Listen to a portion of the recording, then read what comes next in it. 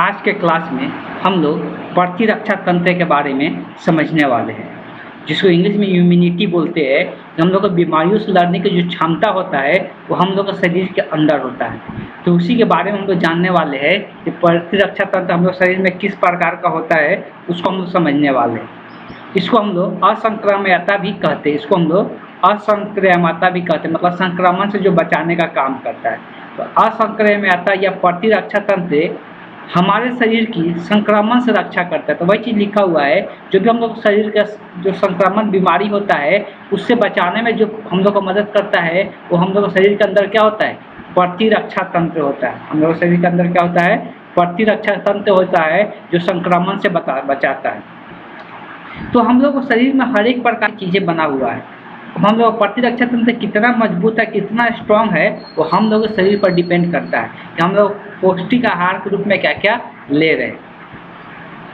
असंक्रामक तंत्र का अध्ययन प्रतिरक्षा विज्ञान कहते हैं। जब हम लोग प्रतिरक्षा तंत्र का अध्ययन करते हैं तो वो किस शाखा के अंदर करते हैं, तो प्रतिरक्षा विज्ञान के अंदर हम लोग कहते हैं। ये इसको इम्यूनोलॉजी हम लोग कहते हैं। इम्यूनोलॉजी हम लोग इसको इंग्लिश में कहते हैं।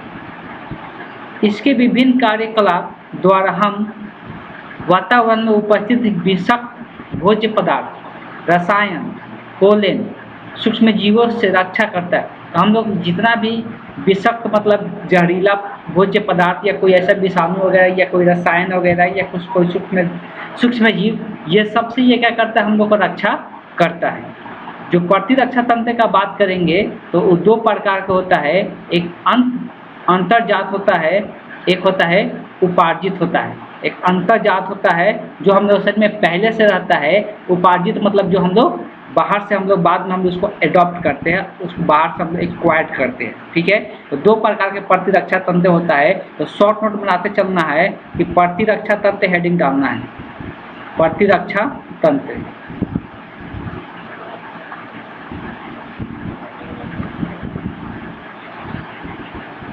हमारे शरीर में इसमें लिखना है प्रतिरक्षा तंत्र में हमारे शरीर में संक्रमण से हमारे शरीर ऐसे लिखना है, हमारे शरीर संक्रमण से रक्षा करता है, संक्रमण से रक्षा करता है। उसी को प्रतिरक्षा तंत्र कहते हैं। उसी को प्रतिरक्षा तंत्र कहते हैं। यह दो प्रकार का होता है। यह दो प्रकार का होता है और एक और दो नंबर देकर लिखना है। एक होता है अंतर्जात। अंतर्जात होता है जिसको इंग्लिश में हम लोग कहते हैं यूनेट कहते हैं। ठीक है, दूसरा नंबर लिखना है उपार्जित। हम लोग बोलते हैं अनुकूलित बोलते हैं, उपार्जित बोलते हैं। हम लोग उपार्जित होता है जिसको इंग्लिश में एक्वायर्ड कहते हैं। एक्वायर्ड मतलब अर्जित करना। ठीक, एक्वायर्ड मतलब होता है अर्जित करना, इसको हम लोग अर्जित बोलते हैं। तो दो प्रकार के हम लोग शरीर में रक्षा तंत्र पाया जाता है।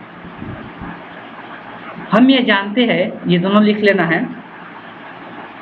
हम ये जानते हैं कि यदि कोई एंटीजन हमारे शरीर में प्रवेश कर जाए तो उन्हें नष्ट करने के लिए शरीर के अंदर रासायनिक पदार्थ का निर्माण होता है।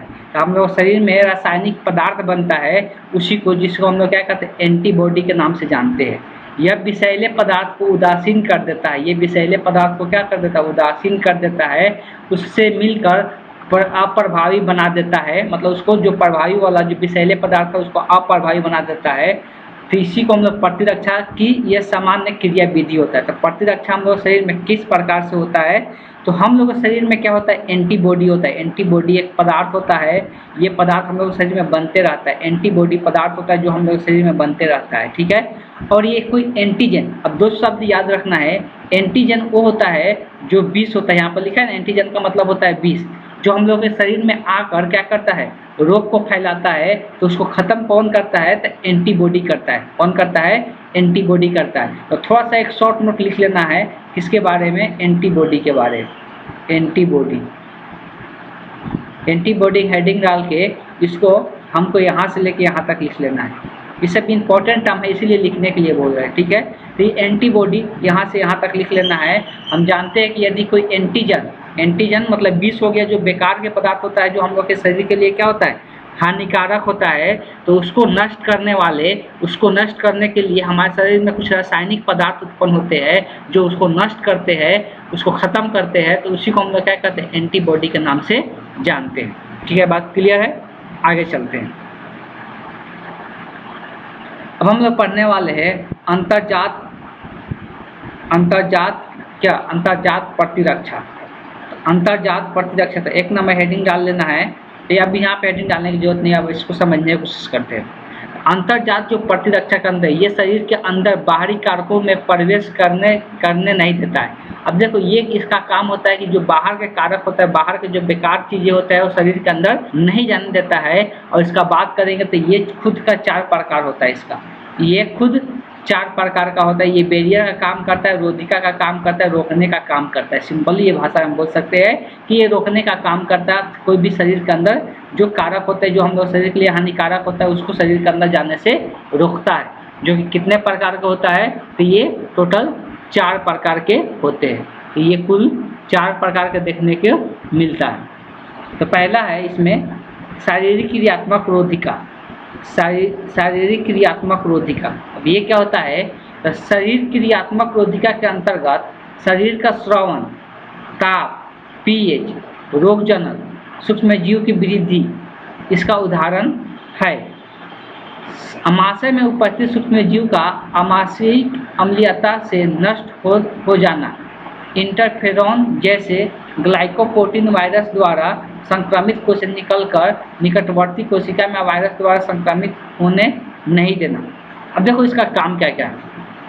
एक तो ये शरीर के अंदर होता है, और ये क्या क्या काम करता है, किसका किसका रोकने का काम करता है। शरीर का श्रवण, शरीर में हम लोगों का ग्लैंड पाया जाता है जिसको ग्रंथि हिंदी में कहते हैं।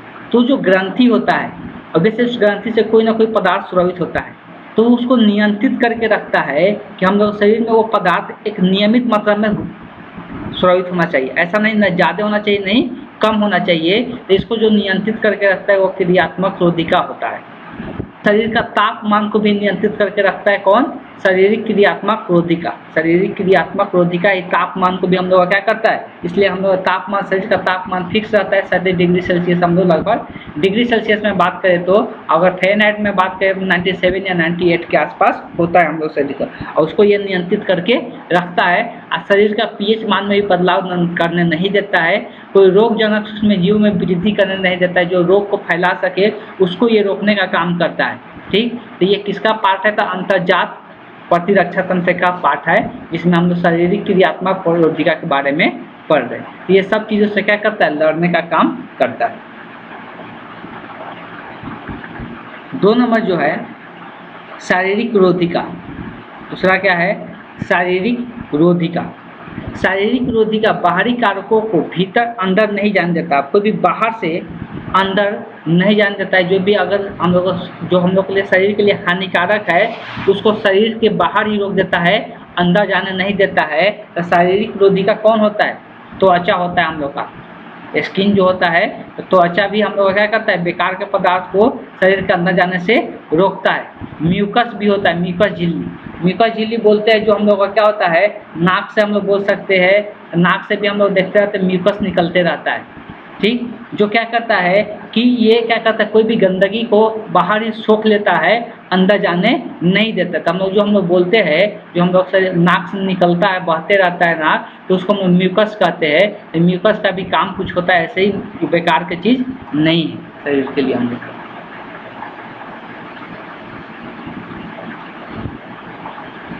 आगे दिया है फैलोसाइटिक रोधिका। आगे हम लोग तीसरा दिया इसमें फैलोसाइटिक रोधिका। तो फैलोसाइट बड़ी अनियमितकार कोशिका है। एक तो ये बहुत बड़ा कोशिका है, और अनियमितकार मतलब कि इसका कोई आकार नहीं है, जो वायरस, माइक्रोब आदि को निकल जाती है। जो कि ये क्या करता है, देखो ये जो भी शरीर में वायरस जाएगा उसको ये निकल जाएगा, मतलब खा जाएगा। माइक्रोब छोटा छोटा जो कीटाणु होता है उसको भी ये क्या करता है, निकल जाएगा। मोनोसाइट परिवर्तित होकर मैक्रोफेमस का निर्माण करता है। न्यूट्रोफिल भी फैगोसाइट जैसा कार्य करता है। तो ये देखो, ये अलग अलग फैगोसाइट जो होता है, बेसिकली इसका काम क्या होता है, तो ये एक कोशिका है। फैगोसाइट क्या है, तो ये एक कोशिका है। आकार कैसा है, बड़ा है और अनियमित है। और ये क्या करता है, कोई भी माइक्रो मतलब छोटा जीवाणु वगैरह जो शरीर के अंदर जाता है, या कोई वायरस जाता है, उसको पूरी तरह से ये क्या कर देगा, निगल जाएगा, मतलब खा जाएगा। तो ये खत्म कर देता है खाकर, उसको बोल सकते हैं। तो ये भी हम लोग का एक रोधिका का काम कर रहा है, एक एंटीबॉडी की तरह काम कर रहा है। आगे है इसमें चौथा जो दिया हुआ है, ज्वलनशील रोधिका। चौथा है ज्वलनशील रोधिका। कभी कभी कुछ संक्रमण या किसी कारणवश ऊतकों में कुछ आघात लगने से त्वचा फूल जाते हैं। ऐसा हम लोग देखते हैं कि हम लोग किसी भी कारण को, हम लोग स्किन में कोई भी चोट वगैरह लगता है तो वहाँ का त्वचा क्या हो जाता है, फूल जाता है और लाल हो जाता है। ऐसा देखने को मिलता है। और साथ साथ दर्द भी करता है एवं ताप उच्च हो जाता है, मतलब वहाँ क्या होता है, टेम्परेचर शरीर का बढ़ जाता है। यह एक ही स्थान में होगा एवं इसे ज्वलनशील अनुक्रिया कहते हैं। तो ये जहाँ पे चोट लगा रहता है वहीं पर ये सब घटना देखने को मिलता है। और तो इसी घटना को हम लोग ज्वलनशील अभिक्रिया कहते हैं। लाल होना, फूल जाना, दर्द होना, वहाँ का ताप बढ़ जाना। ये एक विशेष प्रकार के, ये किस कारण से हो पाता है, तो ये एक विशेष प्रकार के रसायन हिस्टामिन एक रसायन स्रावित होता है। यह हिस्टामिन मास्टर कोशिका द्वारा स्रावित, मास्टर कोशिका जो माइंड में होता है उसको बोला जाता है, ठीक है। तो उसके द्वारा जो स्रावित पदार्थ होता है, अनेक फैगोसाइटिक कोशिका भी उस स्थान में आ जाता है एवं ये सभी सूक्ष्म जीवों को क्या कर देता है, नष्ट कर देता है।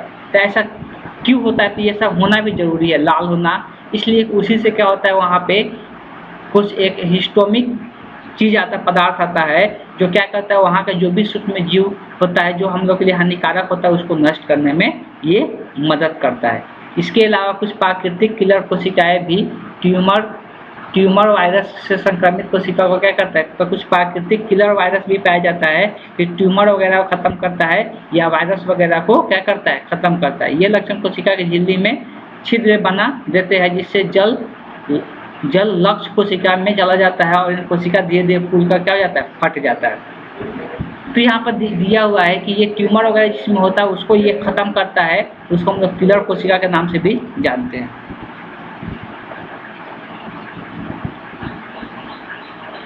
अब हम लोग आगे जो देखने वाले हैं उपार्जित प्रतिरक्षा देखने वाले हैं। उपार्जित प्रतिरक्षा अभी हम लोग देख रहे थे, अर्जित मतलब ये पहले से था, ये पहले था अंतर्जात प्रतिरक्षा। दूसरा है उपार्जित जो बाद में हम लोगों को शरीर में आता है। ये जन्म से ही नहीं होता है। उपार्जित समझने की कोशिश करना, ये जन्म से नहीं होता है, लेकिन ऊपर वाला जो था वो क्या था, जन्म से ही हम लोग शरीर में वो सब प्रतिरक्षा तंत्र होता है, ठीक है। इस प्रकार की असंक्रमणीयता विशेष प्रकार के सूक्ष्म जीवों को पहचान सकते हैं। तो ये क्या करता है, विशेष प्रकार के सूक्ष्म जीव का पहचान करता है, अपार्जित तो असंक्रमणीयता होता है। यह केवल केशरुकी जंतु में पाया जाता है। तो जो ये उपार्जित प्रतिरक्षा तंत्र होता है ये सिर्फ कौन सा जीव में पाया जाएगा, केशरुकी जीव जिसका रीढ़ का हड्डी होता है, ठीक है, उसी में पाया जाता है। इसमें केवल 2 प्रकार की कोशिकाएं भाग लेती है। इसमें 2 प्रकार की कोशिका देखने को मिलेगा। एक होता है लिम्फोसाइट कोशिका, दूसरा होता है एंटीजन के विरोध से बनी एंटीबॉडी। 2 प्रकार की इसमें कोशिका देखने को मिलता है। एक काम करता है लिम्फोसाइट कोशिका, दूसरा हम लोग बोलते हैं एंटीजन के विरोध से बनी एंटीबॉडी। जो एंटीजन, बार बार ध्यान में रखना, एंटीजन उसको बोल रहे हैं जो हम लोग बाहर से कारक आता है, जो बाहर से विष आता है, जो बेकार का पदार्थ आता है, उसको खत्म करने के लिए एक एंटीबॉडी का क्या होता है, निर्माण होता है। कभी भी हम लोग को कोई भी अगर नया पदार्थ, नया प्रकार के सूक्ष्म जीव हम लोग शरीर में इंटर करता है या नया प्रकार का वायरस इंटर करता है तो उसके विरुद्ध हम लोग शरीर में क्या होता है, एक एंटीबॉडी का निर्माण होता है जिससे उसको लड़ने में क्या करता है, मदद करता है। इस बात को ध्यान में रखना है।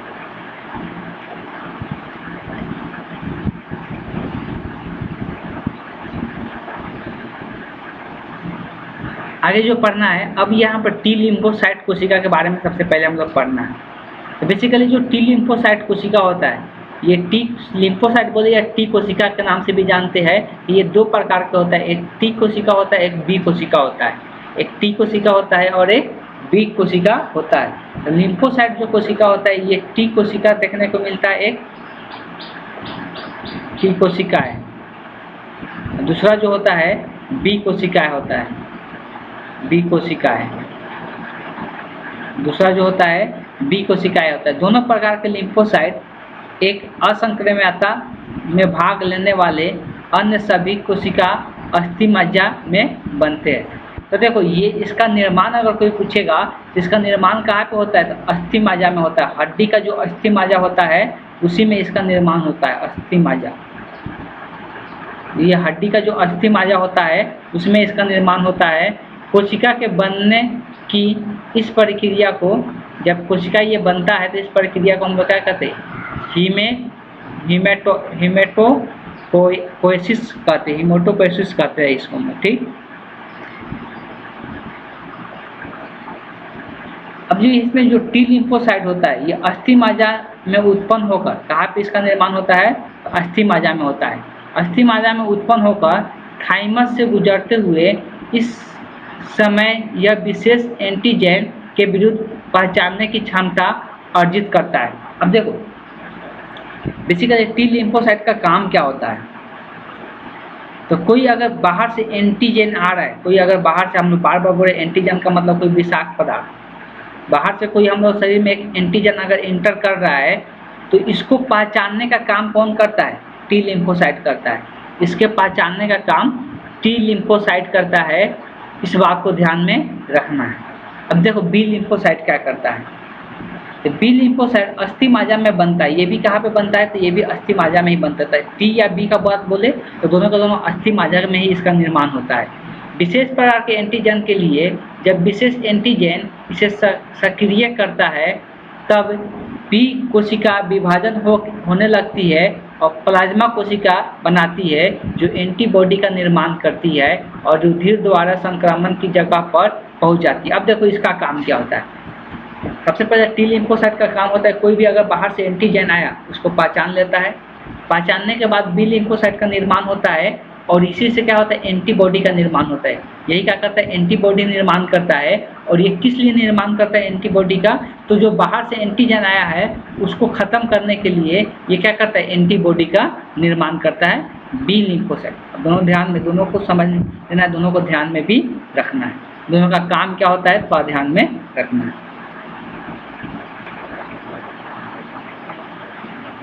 इसीलिए इसको हम लोग एंटीबॉडी प्रतिरक्षा तंत्र भी हम लोग कहते हैं। बी को हम लोग नाम देते हैं, बी वालों को हम लोग एंटीबॉडी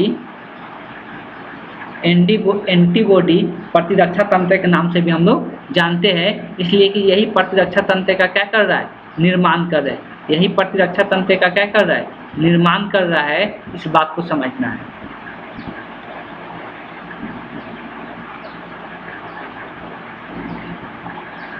दो प्रकार के यहाँ पे अनुक्रिया देखने को मिलता है, एक है प्राथमिक अनुक्रिया, दूसरा है द्वितीयक अनुक्रिया। जब कोई एक विशेष एंटीजन शरीर में प्रथम बार प्रवेश करता है, ध्यान सुनना है, एंटीजन का बात हो रहा है, और ये एंटीजन क्या है, प्रथम बार हम लोग शरीर में इंटर करता है, प्रथम बार शरीर में आ रही है। इसके पहले हम लोग शरीर में यह नहीं आया था। तब कुछ दिनों के पश्चात रुधिर में एंटीबॉडी बनना शुरू होता है। तब इससे लड़ने के लिए हम लोग कुछ दिनों के बाद क्या होता है, शरीर में एंटीबॉडी बनना शुरू होता है। एवं यह बहुसंख्य करने के बाद कम हो जाते हैं। मतलब एक बार बहुत ज़्यादा निर्माण कर लेता है, उसके बाद धीरे धीरे कम हो जाते हैं। इसे प्राथमिक अनुक्रिया कहते हैं। इसी को हम लोग क्या नाम देते हैं, प्राथमिक अनुक्रिया कहते हैं। इसके लिए छोटे लिम्फोसाइट का प्रयोजन होता है और यह एंटीबॉडी संश्लेषण कर सकता है और यह प्रभावी कोशिका बनाता है। और ये धीरे धीरे प्रभावी कोशिका का भी निर्माण करता है। यह हमेशा एंटीबॉडी संश्लेषण कर सकता है। तो ये क्या काम करता है, पहला बार कोई भी एंटीजन हम लोग शरीर में आता है तो उसके जगह पर, उसके लिए, उसको विरोध करने के लिए हम लोग शरीर में एंटीबॉडी बनता है और उसको बनने में कुछ समय लगता है। ऐसा नहीं कि आया और तैयार हो गया। इसीलिए कोई भी हम लोग नया कोई भी एंटीजन शरीर में आता है तो बहुत ज़्यादा हानि पहुंचाने के चांसेस रहता है। इसलिए उसके लिए हम लोग शरीर तैयार नहीं रहता है, उसके लिए हम लोग शरीर में एंटीबॉडी का निर्माण नहीं हुआ रहता है। आने के बाद हम लोग के शरीर में एंटीबॉडी का निर्माण होता है, इस बात को ध्यान में रखना है।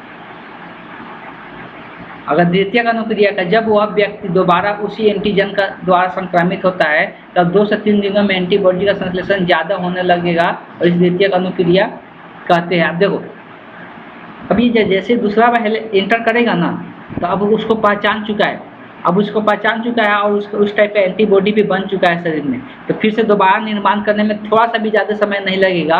2 से 3 दिनों में क्या होगा, फिर से एंटीबॉडी बनकर तैयार हो जाएगा। लेकिन जब पहला बार इंटर करता है एंटीजन तो एंटीबॉडी उसके लिए बनने में कुछ समय कुछ दिन लग जाते हैं, इस बात को ध्यान से समझना है। इसलिए कि अक्सर बीमारी में देखा जाता है जब भी कोई नया वायरस या नया जीवाणु जब हम लोग शरीर में इंटर करता है तो वो बहुत ज़्यादा खतरनाक होता है, इसलिए कि उसके लिए हम लोग एंटीबॉडी बनने में हम लोग को कुछ समय लग जाता है शरीर में, जब तक वो बहुत ज़्यादा हानि पहुंचा दिया रहता है शरीर को, जिससे आदमी का मृत्यु भी हो जाता है।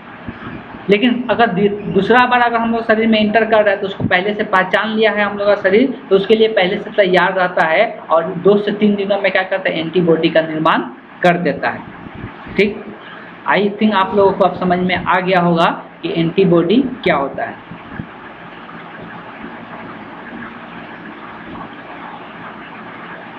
आगे बात करेंगे असंक्रमणीयता या प्रतिरक्षा तंत्र में लिम्फोसाइट का काम क्या होता है। अभी थोड़ा देर पहले उधर भी हम लोग लिम्फोसाइट का काम पढ़े थे कि क्या होता है, यहाँ पर भी देख लेते हैं क्या क्या लिम्फोसाइट का काम होता है। तो लिम्फोसाइट असंक्रमणीयता मतलब वही एंटी प्रतिरक्षा में भाग लेते हैं। भ्रूण अवस्था में यह यकृत से तथा वयस्क अवस्था में यह अस्थि माज्जा में बनता है। देखो कोई अगर लिम्फोसाइट का निर्माण बोल देगा कि लिम्फोसाइट का निर्माण कहाँ पे होता है, अगर ऐसा क्वेश्चन आ जाता है कि लिम्फोसाइट का निर्माण कहाँ पे होता है, लिम्फोसाइट का निर्माण, इसमें दो पॉइंट लिखना है, इसको लिख लेना है, थोड़ा सा ये ऑब्जेक्टिव क्वेश्चन इस प्रकार का बन सकता है। तो लिम्फोसाइट का निर्माण जो होता है तो अगर भ्रूण अवस्था में रहेंगे, भ्रूण अवस्था में कहाँ पे, 2 पॉइंट लिखना है। पहला पॉइंट लिख लेना है, पहला पॉइंट क्या लिखना है कि भ्रूण अवस्था में जब होता है तो वो कहाँ पे बनता है, यकृत से बनता है। अभी जैसे ही दूसरा पॉइंट लिखना है इसमें, वयस्क अवस्था में ये कहाँ पे बनता है, अस्थि माज्जा में बनता है। ये दोनों चीज़ें ध्यान में रखना है कि अगर भ्रूणीय अवस्था है, भ्रूणीय अवस्था किसको बोलते हैं, जब पेट में बच्चा पलते रहता है तो उसको भ्रूणीय अवस्था कहते हैं। तो उस दौरान जो बच्चे में लिम्फोसाइट का निर्माण होता है वो कहाँ पे होता है, तो वो यकृत में होता है। लेकिन जो वयस्क व्यक्ति होता है, वयस्क मतलब जो थोड़ा सा बड़ा हो जाते हैं, तो जो बड़े हो जाते हैं उनमें लिम्फोसाइट का निर्माण अगर पूछा जाता है कहाँ पे होता है, अस्थि माज्जा में होता है। इस बात को ध्यान में रखना है। इसमें से कुछ थाइमस ग्रंथि से गुजरता है, जैसे कुछ थाइमस ग्रंथि से होकर गुजरता है एवं टी लिम्फोसाइट बनाता है। तो वहीं पर यहाँ पे क्या करता है, सबसे पहले टी लिम्फोसाइट का निर्माण हो जाता है, जो सेलुलर अंतःसंक्रामकता में भाग लेता है। मतलब प्रतिरक्षा तंत्र में ये क्या करता है, भाग लेता है टी लिम्फोसाइट। ऊपर में भी पढ़े थे हम लोग टी लिम्फोसाइट का काम होता है कोई भी एंटीजन को पहचान करना, कोई भी एंटीजन को पहचान करना कि वो पुराना है कि नया है और किस प्रकार का है। कुछ अस्थि माज्जा में लिम्फोसाइट बनकर ह्यूमरल असंक्रमणीयता में भाग लेते हैं और ये लिम्फोसाइट फिल्म नोड, टॉन्सिल, पलीहा इत्यादि में परिपक्व हो जाते हैं। ये जो लिम्फोसाइट होता है वो पूरी तरह से परिपक्व कहाँ पे होता है, तो फिल्म नोड में, टॉन्सिल में, पलीहा में ये परिपक्व होता है।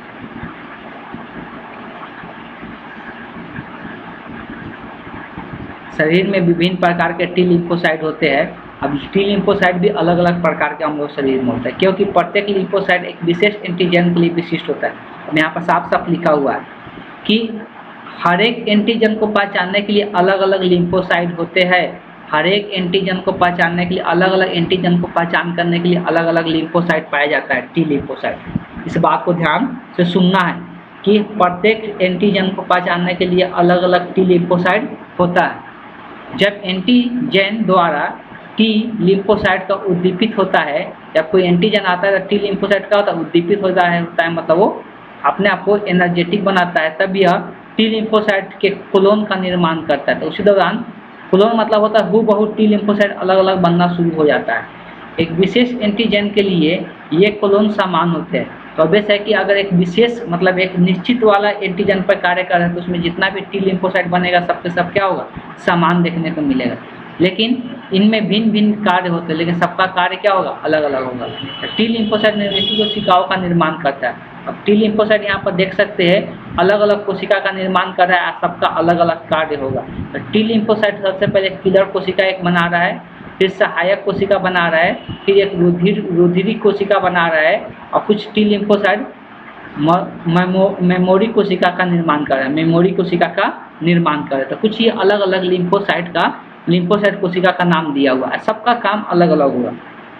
देखो किलर कोशिका क्या करेगा टी लिम्फोसाइट का, तो ये क्या काम करेगा, आक्रमण के स्थान पर ये कोशिका एक प्रकार का रसायन तैयार करता है। जहाँ पे आक्रमण करना रहता है वहाँ पे एक रसायन तैयार करेगा जिससे फैगोसाइटस आकर्षित होता है, जिससे फैगोसाइटस क्या होता है, आकर्षित होता है, जो एंटीजन को नष्ट करता है, जो कि ये आकर क्या करता है, तो एंटीजन को नष्ट करता है तथा अन्य टी कोशिका को आकर्षित करते रहता है, और साथ साथ ये अन्य टी कोशिका को भी आकर्षित करते रहेगा और एंटीजन को नष्ट करते रहता है। इसीलिए इसको किलर कोशिका के नाम से हम लोग जानते हैं। आगे बात करेंगे सहायक टी कोशिका, यह एंटीबॉडीज तैयार करता है। तो वही एंटीबॉडी टू एंटीजन को मारने के लिए तैयार किया जाता है, के लिए बी कोशिका का उद्दीपित भी करता है। इसका एक और काम है, तो बी कोशिका के लिए उद्दीपित करने के लिए एंटीबॉडी का यह निर्माण करता है। निरोधी कोशिका का अगर बात करेंगे, निरोधी मतलब रोकने का काम, यह असंक्रमित तंत्र को पूर्ण रूप से दमन करता है, मतलब उसको रोकने का पूरी तरह से काम करता है। कुछ टी लिम्फोसाइट मेमोरी कोशिका का निर्माण करता है, मतलब याददाश्त के लिए ये रहता है, मतलब अगला बार आए तो इसको आसानी से पहचान सके।